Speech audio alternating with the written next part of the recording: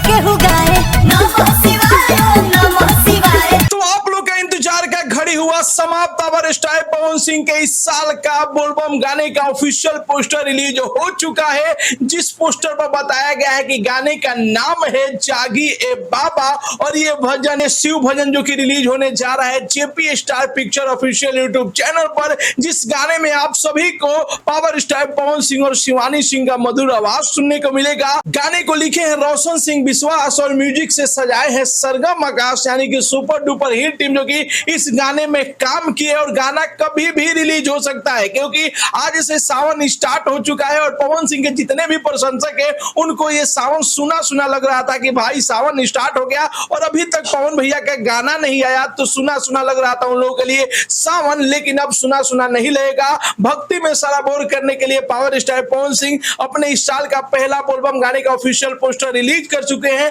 और ये गाना कभी भी रिलीज हो सकता है। तो फिलहाल में आप सभी को पोस्टर कैसा लगा और कितने बेसब्री से पावर स्टार पवन सिंह के नए गाने का इंतजार आप लोग कर रहे हैं, अपना राय जरूर ही कमेंट बॉक्स में बताइए और साथ ही साथ इस वीडियो को ज्यादा से ज्यादा लाइक कीजिए, ज्यादा से ज्यादा शेयर कीजिए। मिलते अगले वीडियो में एक नया न्यूज के साथ, तब तक के लिए बाय बाय, टेक केयर, जय हिंद।